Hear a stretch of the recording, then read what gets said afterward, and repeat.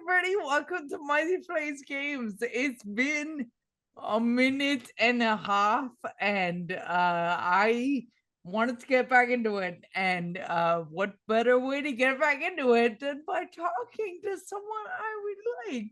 And I couldn't get someone I really like, so I'm here with Steven. So, Good. so That's good. Steven, why That's good. I don't like that. you? Yeah, I know. I thought you would. I thought you would. Because your love language is people telling you how much they don't like you. My love language is just being berated constantly. That's how I know people like me. Exactly. So, thank you for being here, first of Yeah. all. Thank you for And having me. I'm excited to be on the channel.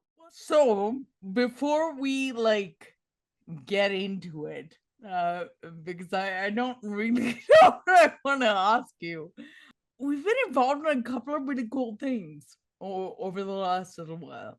And Yeah. it all started with you inviting me to one of the best games I have ever played in a genre that I am not really a big I don't gravitate towards it. I certainly don't seek it out. But I can't stop thinking of Haunted West and that game as being the sort of nascence of what we're going to talk about today. And I feel like it's so cool that we've had this journey. So, talk a little bit about that game first. Yeah. You're absolutely right. Haunted West, in a roundabout way, led to Huckleberry existing. And it wasn't necessarily a direct line, because I loved Haunted West and I really enjoyed playing it. So it's not like I played that and I'm like, oh, I need to make my own one system. But it was the first Western genre tabletop RPG I ever played. And I had always been a fan of Westerns. I grew up watching Western movies, a lot of Kevin Costner movies, a lot of Kurt Russell movies, Tombstone. For some reason, it never clicked with me to put them together and mix it with my role playing passion. I'd been playing D&D for decades now. And it role playing was always like fantasy and sci-fi games, like D&D and the Star Wars RPG was how I got started. And then Haunted West was like it just felt like a culmination of something. Being able to explore that genre that I grew up on, that I loved, and being able to do it with a great system. Shout out Chris Spivey. I love Haunted West. And yeah, it was great to be able to meet a whole bunch of people too. Meeting you, this channel specifically. Like I said, I was playing a lot of D&D, and I was like, I would keep up with D&D advice channels, and you were giving out great advice, even though it's system agnostic. I don't want to pigeonhole anyone here. Uh, but yeah, this channel kind of led to Huckleberry in a way as well. See, that's really cool. That's super cool. I don't believe you, obviously, but it's a very nice thing to have said. But yeah, no, I would never have guessed that was your first Western. It felt so, and I guess it came out of you being into the genre generally, because it felt like a Western. It Thank you. felt Yeah.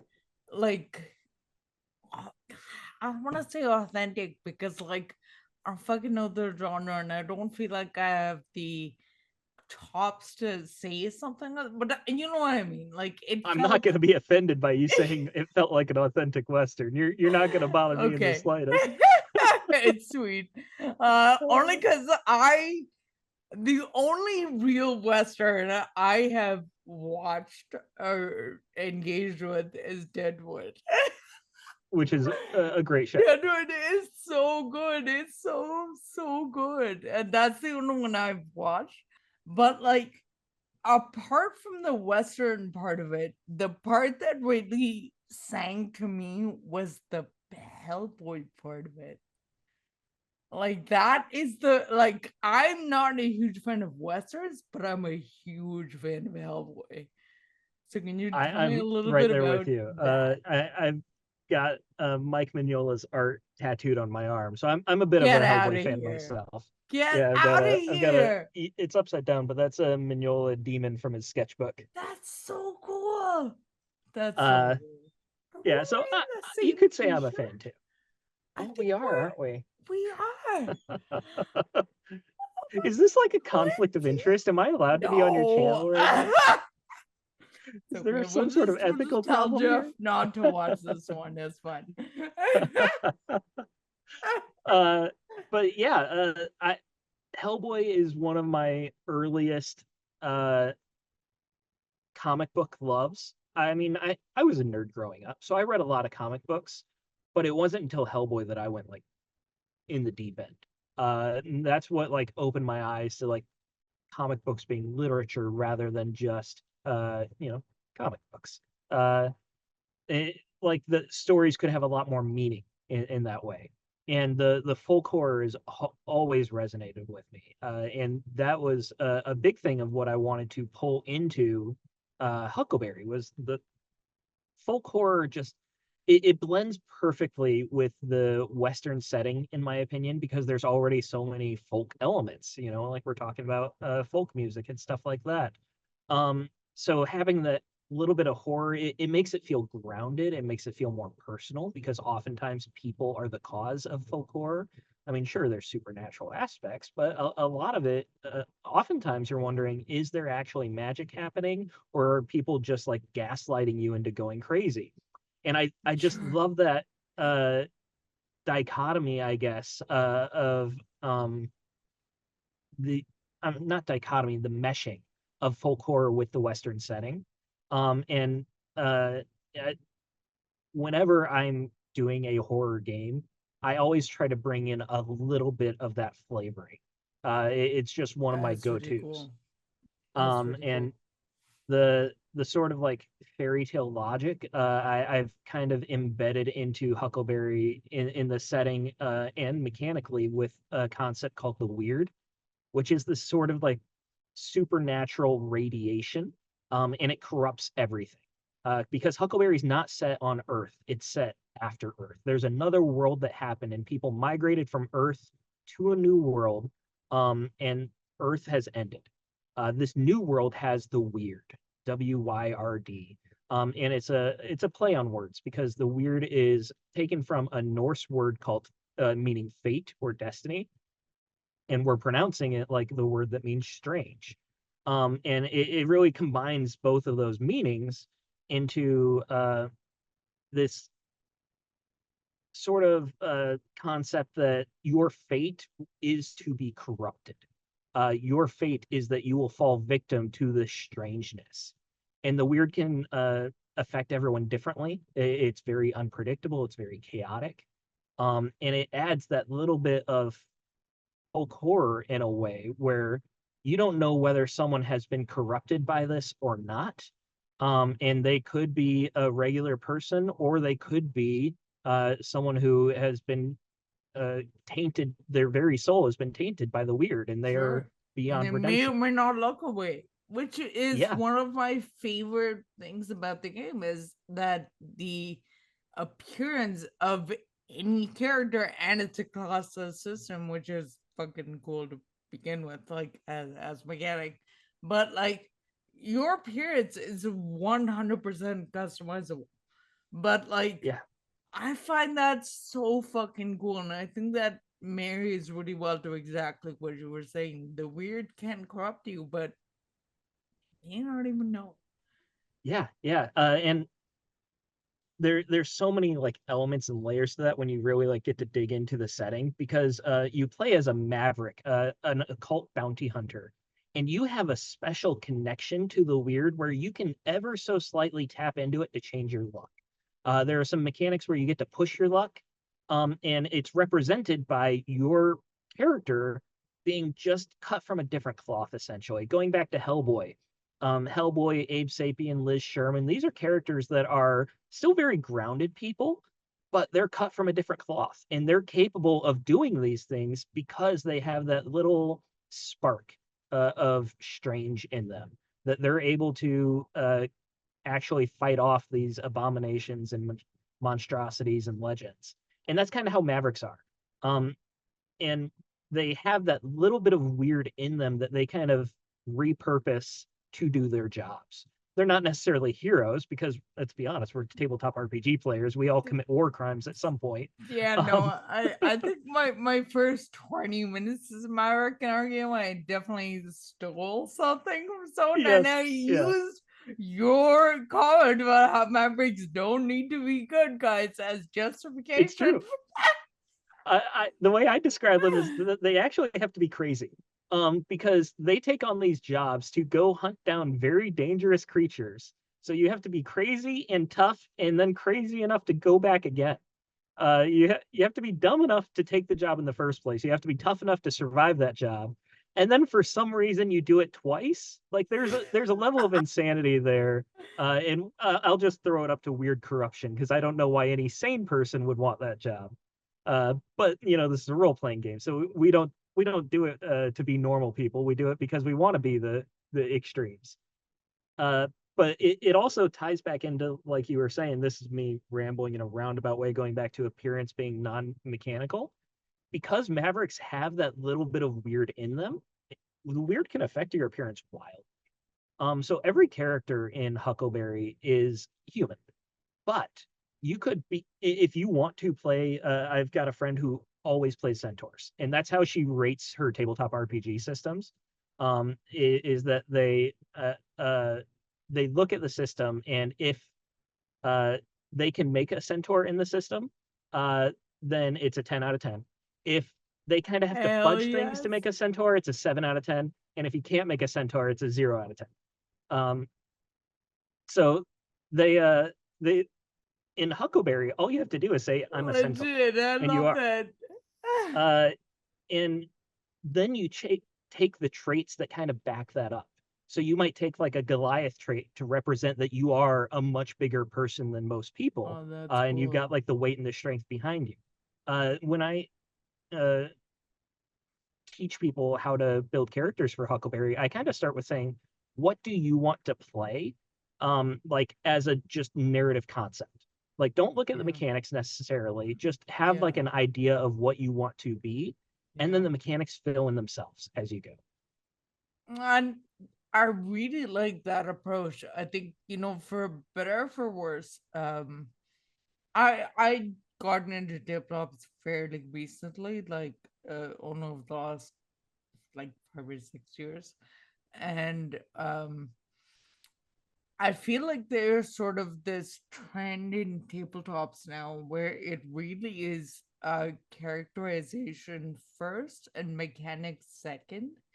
And I really like mid crunch systems generally. Like I'm not good at math and I'm not good at like tactics or strategy or anything, but I feel like Huckleberry hits that sweet spot of like having like enough mechanics to back your abilities, but not to sort of hamstring you and get in the way of doing things. Like making a character was like a 10 to 15 minute thing. Mhm. Like it was super easy to make the character, but it was not. I didn't end up with a character that I felt was lacking anything. Like I didn't come out of it feeling like fuck if I had a little bit more time, if I like spent more time on this, maybe she would have been better. Like I did not come away feeling that, which I it's really appreciate that. my benchmark. I'm the same way where I want like a medium crunch, if anything, medium to light crunch. Yeah, And yeah. don't get me wrong, I'll play every system. So like an Me OSR too. Me game, too. I'm happy to play a very lightweight, just simple D20 system. But when it comes to a longer campaign, I just want a little bit more meat on the bone, and I was aiming for that with Huckleberry. But on the flip side, when you get to a certain point with mechanics, you have to start limiting what people can do because there's a feat for that.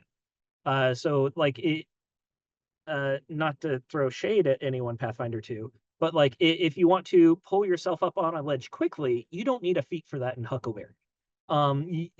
It's going to be just like an athletics roll. And that was one of my core design philosophies for character creation, was to give options, not limitations.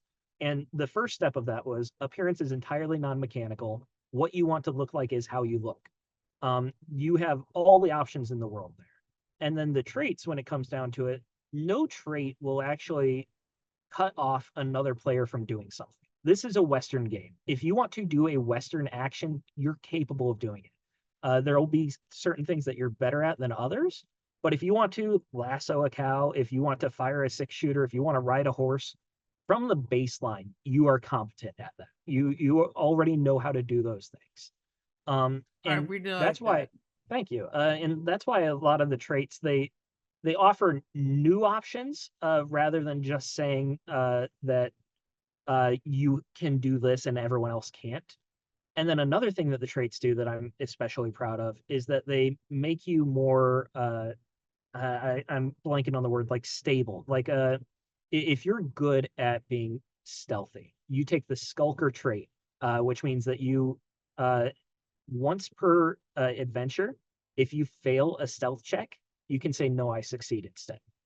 And what that means is that if you make a character that wants to be that stealthy character, you can take a little bit more liberty. You can push it a little bit. You can be a little bit more brave when you're making those stealth rolls, because a nat one's not going to kill you here. You're going to always get away with that first stealth roll, regardless of how luck turns out.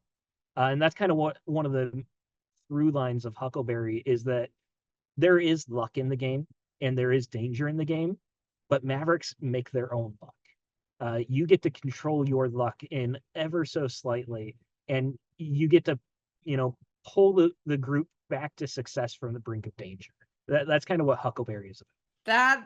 That feels very like a very Western genre concept to me, and I love that. I love that. You make your own Mavericks make their own like that's just a cool sentence.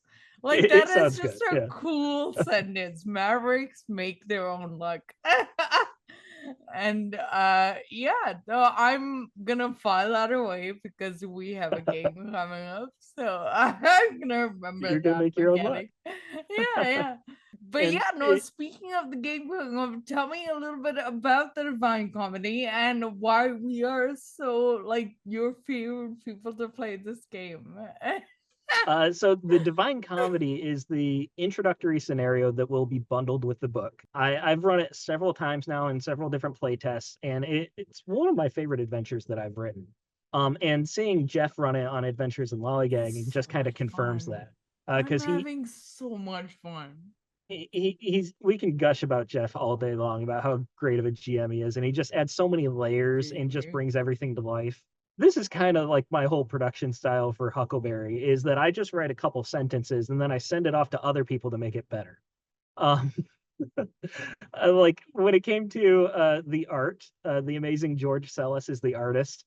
And I send Oh, him a they are blurb like, so good. I'm sorry to it's interrupt, but really good. I No, have to no, like gush about the art. It's so good. If people check out this game, and I think it's very clear that I think you should. But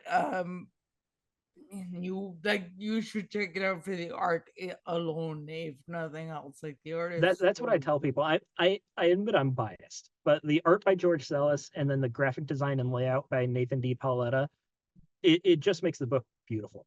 It's a gorgeous book, and it I really think it is. the It just the really is. visuals is worth the price point alone. And can I Again, I just might be say, I biased. know you didn't like. I really want to like call out because like I don't think people do this generally, and I found it really special when you did do this. Um, it's not a secret that I have accessibility needs, and one of the things that you did when you were figuring out the layout of the game was you sent it to me with a broad question of looking at it from an accessibility perspective. And I didn't have a whole lot to say to you because over like the person you worked with was pretty spectacular.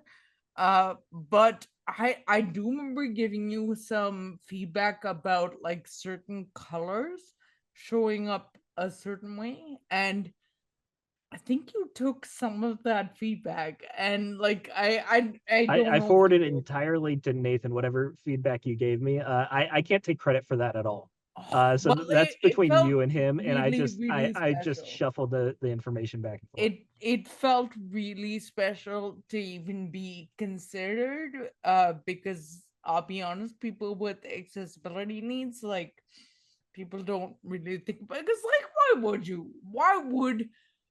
would you? It's not part of your lived experience. Most people don't even really know someone who has accessibility needs. Like, why would it occur to you? Like, you're not Mhm. being a dick for it to not occur to you. It's just not part of your experience. Like, there's no malice, but the fact that you were so intentional about it was really special to me. Thank Sorry you. to interrupt. No, that's what this is. It's a conversation. I was grateful to have you giving me advice the whole way. And for anyone out there, again, another conflict of interest. My Trey worked on the game as a consultant, so she really is. This is just completely unethical.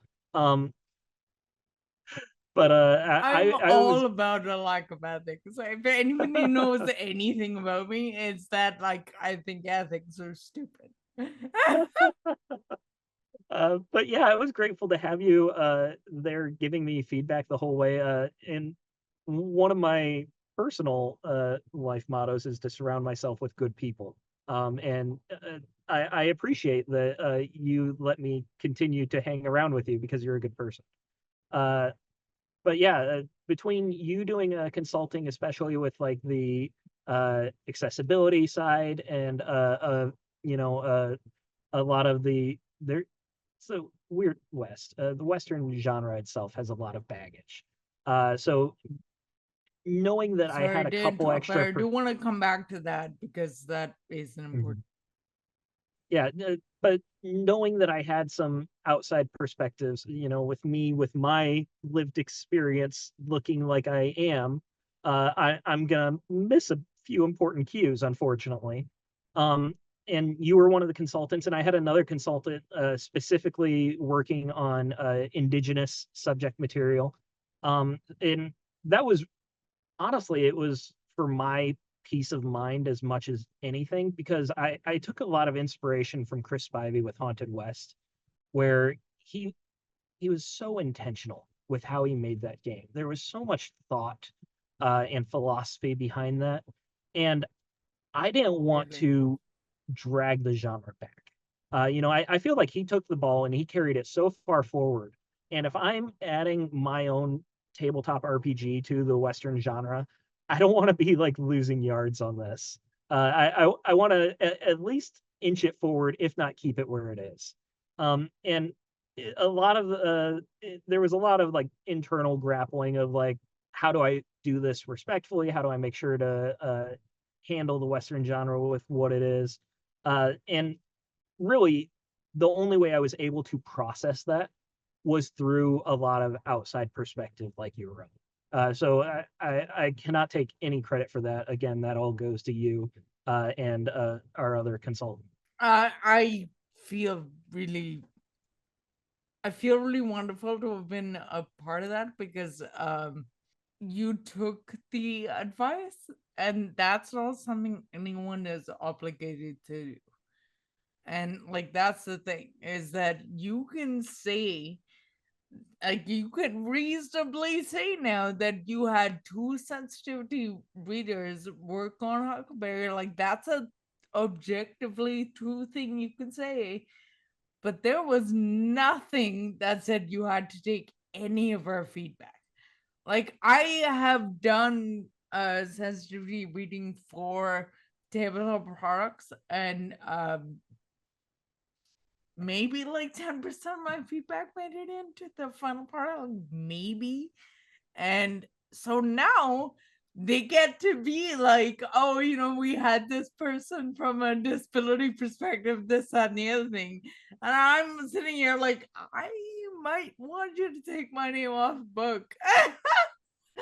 So thank you for giving that, for making that space. I think intentionality is a really good way to put it. I do want to come back to something interesting you said, because I feel like that's the reason I don't gravitate to westerns generally.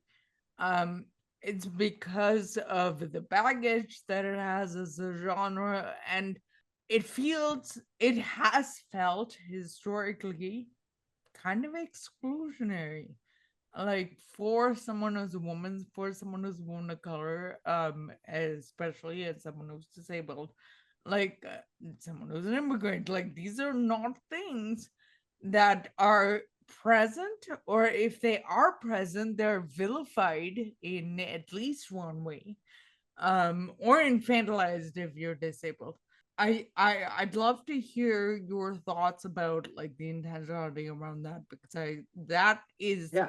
one of the things that's really singing for me about being involved with this game.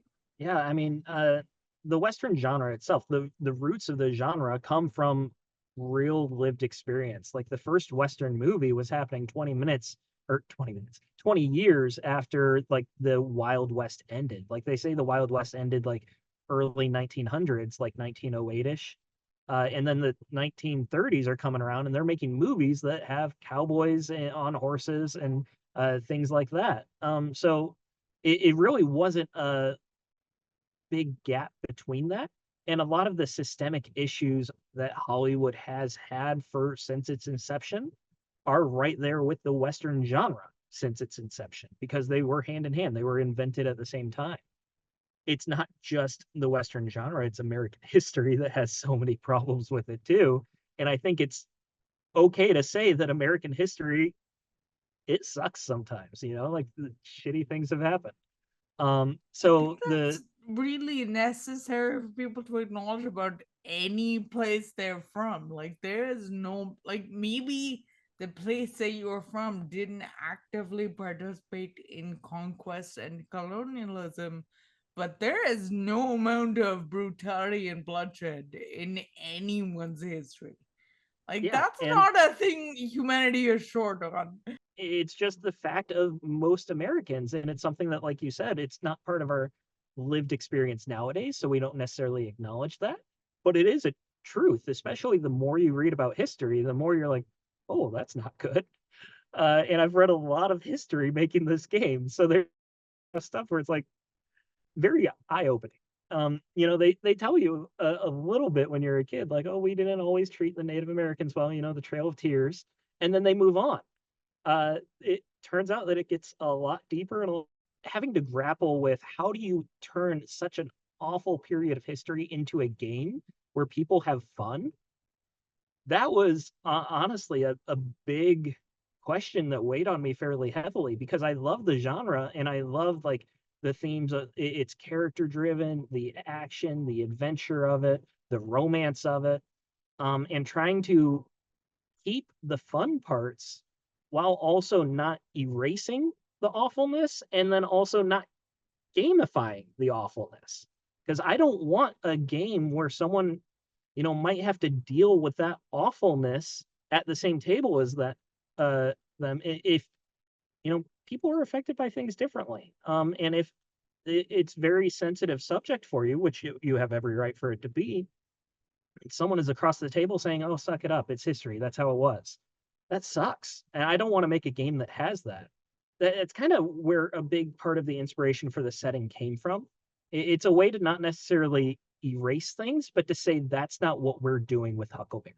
It's different than like going into like, D&D is often based on like European fantasy. That's several hundred years prior. Whereas the Western time period, like we're still dealing with the repercussions of what's going on.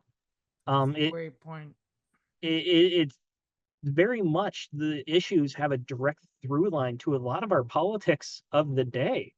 And I can't claim that like Huckleberry is a political game, but there's no way I could, in good conscience, create a game that allowed that didn't take a stand on those types of things, and just specifically saying that, you know, there needs to be better representation. African Americans made up 1 out of every 4 cowboys in the Western period, and yet you never see them in Western media.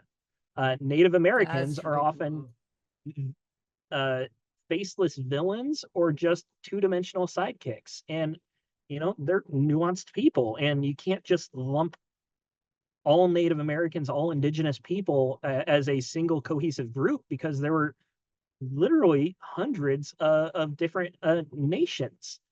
We grow up with so much of the genre that's just assumed for those things because you see it, as you're growing up. You just it's kind of like it's ingrained into you, and it's okay to just take a step back and say, how can we improve this? How can we look at this genre and make sure that it is more inclusive in the future, more accessible in the future? So like the way the setting works, how I said we're in a new world, that allows people to easily pull from the things they know about the Western genre, but it also creates an introductory point where like things are different here. Things are new here. It's going to work differently. And it's okay to rely on some of that existing knowledge, but it's not always going to be truth. And we're going to try and make things better, which is funny because that's a very hopeful message. And Huckleberry itself is not a hopeful game, it's a horror game. So, like, you will be doomed to the weird, but that doesn't mean that we can't be respectful of our players at the table as we do so. That makes a ton of sense. I remember very vividly there was, I feel like it was one of the vampire games, but Jason Carl had this great forward that basically encapsulates some of what you were saying, which is just because we play monsters doesn't mean we are monsters. Right. Like, it's okay to, and I think that's a really important distinction, especially when you are playing games that um can potentially have a through line of history. And so I It's think not even you've like I'm a approached this in really well. yeah, and it's not even like I'm a paragon of ethics. I am, That's how we get along so well, because ethics are stupid, as I said. yeah, like I've got issues. But the fact that a person like me that's as fraught with red flags as they are can say like, okay, guys, like that's still too far. Like I feel like it's not unreasonable to say like let's just be respectful to the people at the table and let's make sure that anyone who shows up at the table feels welcome at the Don't table. Like that's feel just a like nice that baseline to ought to have. be a stretch. Like, that feels like really table stakes. Yeah, exactly. Exactly. There's a social contract when you're playing tabletop Yeah, RPGs that like, yeah, things out of character and things in character work differently, but there yeah. should still be a baseline of respect and trust. And especially with a horror game and especially with a Western game, that is very essential to the whole process. So I do try to make Agreed. that clear upfront. Speaking of the game being as weird as it is, um, I want to know what your favorite mechanic is. Like, what My do you favorite just, mechanic. yeah, what is your favorite mechanic in the game? Uh, my Trey, I don't know how much we've talked about this. How the more I play role playing games, like each system, the more I don't like the mechanics. Sure. And it's not anything that's actually against a fault on any of the systems, but my brain just like gets annoyed with limitations wherever they come Sure. in. It goes with like a roller coaster with Huckleberry sometimes, where like I'm like, okay, this is working great, this is really good, and then there are times where I'm like, oh, this is the worst thing I've ever made, and it's usually the same mechanic every time. So a little bit of the behind the scenes peek at the neuroticness that goes into designing a game. Sure, sure. Um, I think today what I would say is my favorite mechanic is something that I was honestly the most nervous about when I was designing would be the aces. So I in love Huckleberry aces. you roll 2 dice and you try to get a 10. And for every 2 points over 10, you get dealt an ace. So 12, 14, 16, 18, you can get up to 4 aces. Um, and essentially aces are like minor crits. So you can spend them immediately to have a really big effect on that roll, or you can save them and essentially transfer your critical to another roll.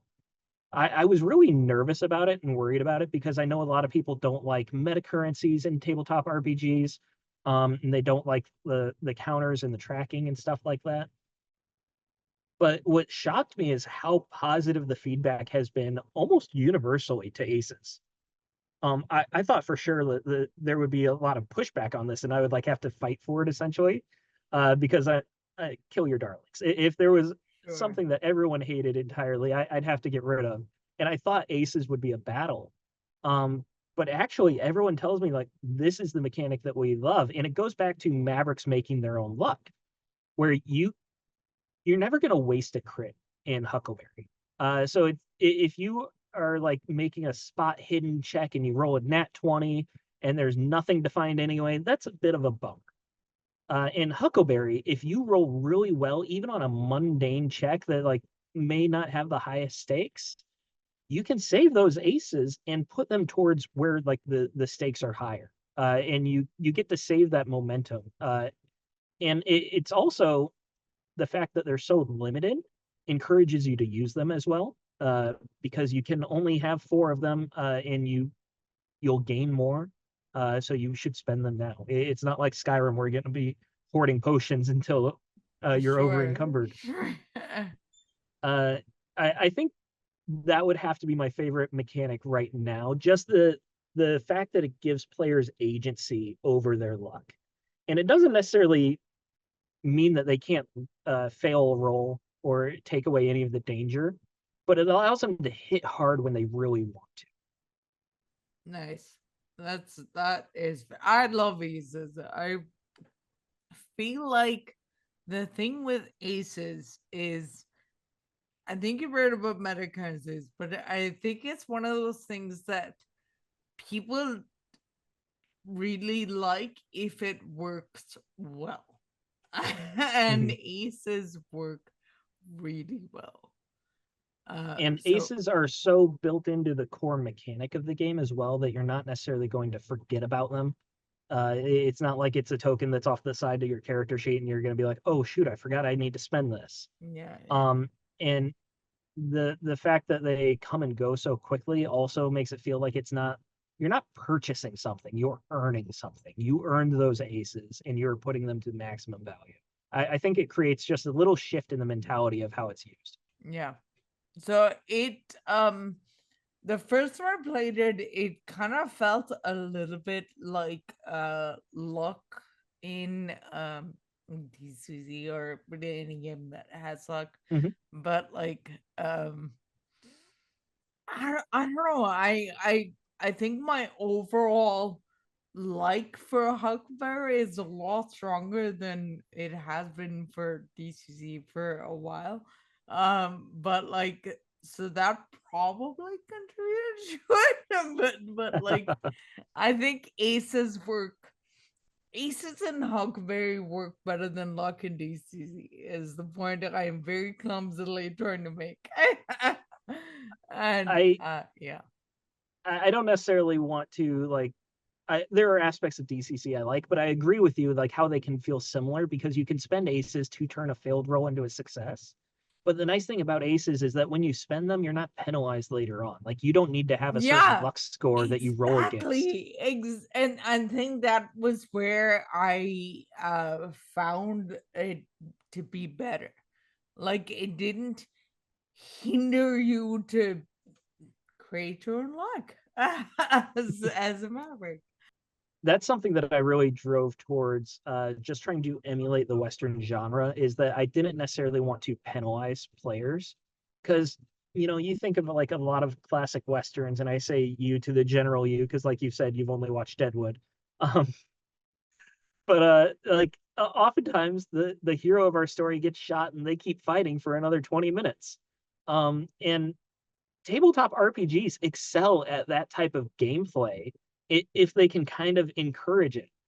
So Huckleberry, I specifically avoid a lot of mechanics that penalize you. You are meant to fight the monsters. Like there are some games where like if you see a monster, you need to be running because this is super dangerous. It's still very dangerous in Huckleberry, but that's the point. The point is the danger. You are the one confronting the darkness. So I don't want to discourage anyone from using the resources available to them. I want you to go at this thing just full bore as hard as you can. I want you to spend everything immediately to hopefully kill it faster. And I want that to feel good when you do that. I really like that. I love driving it like I stole it. Like I love it. Like I really enjoy playing characters that will do the thing. And Huckleberry feels like a game that rewards you for doing the thing. And that's pretty cool. And That's speaking of yeah. characters that do the thing, you should talk about the Ironclad. Now, why she's the best character that you've ever created ever. So the Ironclad, or as the kids call it, the muscle mommy of the pre-gens. She's so Um, great. at Gen Con, I ran a lot of events for Huckleberry to promote it. And without a doubt, the one that people loved the most was the Ironclad. The Easily the Ironclad is favorite. like, I'm mostly kidding, but I freaking love the Ironclad. Like, for real. But for everyone else who's not actually seen what the Ironclad looks like, it looks a I'll lot like put the some person art right up next to me. somewhere. I'll put some So art up somewhere. going back to like how Haunted West kind of has indirect ties and inspiration on Huckleberry, my Trey in Haunted West, she made an impact on me, and then her future characters that we've played with since, and we've been playing for like 2 years now.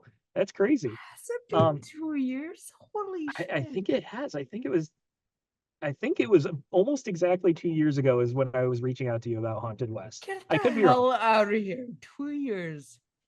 Jesus but Christ. yeah, the characters that you are drawn to, the very strong muscle women. I just Listen. I'll be honest. There was a cynical side to this where I'm like, this will be good for business. People are they're gonna like seeing this. Um, but also, Turns out you it weren't wrong. Because I wasn't. everyone is just super horny for muscle women. There was something about the Ironclad when it came together. The vaudevillian strong woman that she is, kind of like a dressed a little bit like a circus performer, but with an actual like cyborg leg and arm. And it all came together perfectly. So I really am proud of the Ironclad. It's probably the pre-gen that I'm most proud of, which I is funny because okay. I based it off you, so I didn't really come up with much. I even had to reach out with you just so I could like feel comfortable about this. Like, my Trey, is it okay if I just completely jack your style for a pre-gen? I am sharing details about the Ironclad with anyone who's willing to listen, and probably even a few folks who are not willing to listen. And That's part of because being a role player. People hear our stories whether they want to or not. I think it's what it is. And the other interesting thing about the Ironclad is that she's only the one of the two pre-gens that are actually fairly normal looking, despite having like cyborg limbs. Because like we talked about appearances being non-mechanical, most of the characters I kind of went outlandish with because most of the world is very mundane. Most of the NPCs that you meet will just be regular folk, and they might have a mutation here or there. Their skin might be blue from buildup of the Wyrd or something like that. But the ones who are actual cyborgs, the ones who have literal devil's horns, or who are like the buffalo is another one that has like the head of a buffalo on the body of a man. Those are Very the people that cool. are Mavericks. Very cool. Um, but I also wanted a little bit of humanness to some of them. So the Pyro and the Ironclad ended up being the ones that were able to fill that role in the best way while still feeling That's very so unique and cool. still like being drawn to it. I So wanted so every cool. pre-gen to have like a little aspect of like, oh, I'd love to play this. Which they do, which they so do, and the art I think informs that really well. And like I'm in that game we were talking about, I am playing a character who is damned, and I think could very easily and reasonably have a more demonic um like visage and everything else, but I'm very specifically like wanting her to be as nondescript looking, like able to be lost in a crowd as possible, because in my head, the literal deal with the devil she made was an ability to be a super fast pickpocket. And like she's just really deft and chooses to use that deftness for So she stealing met the devil shit. at the crossroads, and instead of being like, I want to play the best banjo ever, she's like, I want to be the best pickpocket I can steal you a banjo if you let me. ever. Yeah. Oh, you want a fiddle? Yeah, I can get you a fiddle. I get you, fiddle. That's fine. Oh, that's great. That's so good. I feel like we should talk about where people can actually engage with, like, where can people get the game, where can people, like, well, you know what? First, we're gonna be able to check out the game because there's the reading that can be done on the website, and there's the actual play that Jeff is running on the Lollygag stream. So, you talk a little bit about how people can check out the game first, Yeah. and then So the easiest way to find everything Huckleberry is going to huckleberryrpg.com. And the resources for Huckleberry are piling up. There's a couple places where like I've tried to collate things to make it easier to find. Huckleberry RPG is the main one. There's a link. It's actually one of the first things that pops up when you go to the website is the actual play with Adventures in Lollygaggers, because Lollygaggers is publishing Huckleberry. If you want to watch the video, it's very easy to find the link there, or it's just Adventures of Lollygagging on YouTube. There's a subreddit where I've been posting links to all of the interviews, all the reviews, all of the write-ups, all the first impressions. So if you want to keep track of it, like what other people are saying about Huckleberry, that's a good place to go. And of course, if you want to actually buy Huckleberry, it's on DriveThru RPG right now. It's available digital only right now, and that's because Huckleberry is still in early access. The core game is complete. It's entirely playable, but I'm going to be adding more content to the back end. I'm going to be adding more monsters to the bestiary. I'm going to be adding more GM tools about how to create bounties, how to create monsters. I'm going to be adding the introductory scenario, the Divine Comedy that Jeff is running on Lollygaggers right now. So there will be a lot more that gets added to it and it expands. The actual game itself is not going to change much. It's very thoroughly play tested. It's very much set in stone. If there are tweaks, it'll be very minor things that happen just for a little bit of balance purposes. But yeah, huckleberryrpg.com has links to all of those things, which makes it the nice, convenient place to find everything. And one more plug, if you like virtual tabletop assets like digital bounty boards, maybe, you can find that on huckleberryrpg.com. If you sign up for the mailing list, you will get an asset pack emailed to you automatically. It's this wooden background essentially for if you're playing on Roll20 or on Forge or Fantasy Grounds. It's a wooden bounty board, and then there's a whole bunch of poster assets that would work especially well for Western settings, but also work perfectly fine for fantasy settings. And there's some other little graphics that allow you to create your own bounties and posters for them. Even for D&D, I've used it in my fantasy games and stuff like that. It works for a lot of different things, and it's entirely free. So there's no reason not to grab that right now, if I do say so myself. and all the links for everything will be in the description. The description box for this video is gonna be chock full of all kinds of good shit, so definitely check it out. But yeah, this is really cool, Steven. I love that I love that I got to be a part of this. And like I know this is a really small thing, but like it's a big fucking deal that you did this without crowdfunding. Like that's a Yeah, big deal. I'm in a very fortunate position where I was able to do this without crowdfunding, and I could not have done it without the support of my very lovely, very generous wife, who has a producer credit on the book because of all the support that she's given. She's put a lot of work into the back end, and we talked about it ahead of time. I don't make decisions without her, so it's not like I get to tell her what to do. We talked about it, and we both decided together We that separately make fun of Steven's in-game decisions, so I really like that about her. she makes fun of my out of game decisions too, and rightfully so, quite often. But yeah, we talked about it, and she was incredibly supportive the whole way when I said, like, I'm a first time designer. Let's be realistic. Crowdfunding will be hit or miss. It's not going to be, it's not going to take off like a rocket. If we put it into early access instead, it still allows it time to build up momentum, to gain a following, for people to discover it, and then possibly lead into crowdfunding for the printed product later.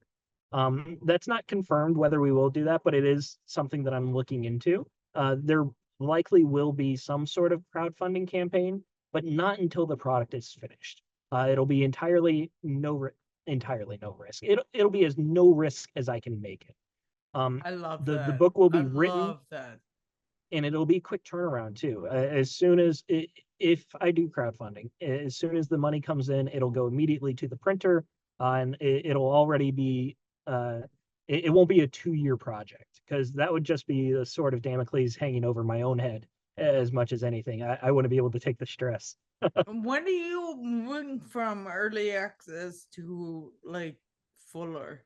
Like Yeah, that's I'm not coming up, setting it in no? stone until I feel comfortable knowing that everything is finished. But I am aiming for Q2 of next year, so quarter two Nice, of nice, 2025.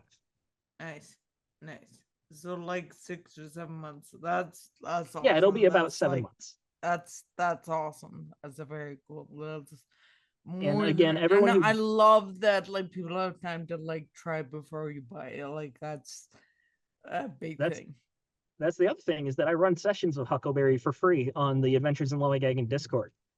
So people can actually play the game for free. You don't have to have the PDF or anything. And Occasionally, Steven's a some other cool great people. GM. Like Steven is such a good GM. Like let's You don't yeah. have to sell me now. We're already at the end of the. Oh, I'm kidding. Uh, but yeah, I enjoy running for new people. I enjoy it. It's one of the best skills you can develop as a GM, is learning to play for people who you don't know, and trying to deliver a great experience for that, and, like, rolling with the punches, because people keep you on your toes. And even after I've run a scenario 10, 12 times, when I play with new people, there are still new things that come up that I would have never expected. And That's it's awesome. honestly one of the best things you can do for playtesting as well. So I will continue running Huckleberry for free for as long as I can spare the time. I think it's a really good time if people have like 2 hours to spare, and Stephen offers a bunch of different time slots. But those links in the what the fuck ever it's called, We and do. then yes, yeah, and you should come hang out because Steven's a great GM. Well, thank you for having me. I'm excited to be on the channel. It feels like full circle. This channel is how I, like, you know, learned your name. So the fact that I get to be on it, I feel like I'm almost like famous now. Like, is this what I no, is what it means you're to be a celebrity? I'm really sorry to break that Oh news shit. to you. Yeah. Sorry, Steven. It's all right. I need to stay grounded. I need to stay grounded. You're right. Then yeah, no, this is there'll probably be like 4 people that watch it, so or maybe two. Thank you both for watching. And I thought you were going to say that you're celebrity enough for both of us. You can't no, have two no, celebrities no. on the There channel. will probably be 4 people total, and I'll be two of them on two different accounts. This and my other one, my raw paint beauty one. But yeah. So thank you everybody for being here, and thank you Stephen for being here, and thank you for letting me be involved in Huckleberry, even though I know fucking nothing about westerns. I keep meaning to watch Tombstone and I haven't yet. I haven't watched Tombstone yet, but I It's good. want You to. got to watch it. I really, really need to. I need to. And apparently somebody is my Huckleberry from that. So this is my thing. I know the jokes, but I don't know the movie. What the hell? Well, yeah, being on the Lollygaggers Discord, you've seen gifs of every I major know scene all now. the jokes. I know Yeah. all the jokes, but I don't know the movie. So I could have watched the movie. Yeah, yeah. But thanks, Steven. And Yeah, thank you. that's do you wanna like say anything final before we wrap? Just thanks for letting me be here, and huckleberryrpg.com is where everything is.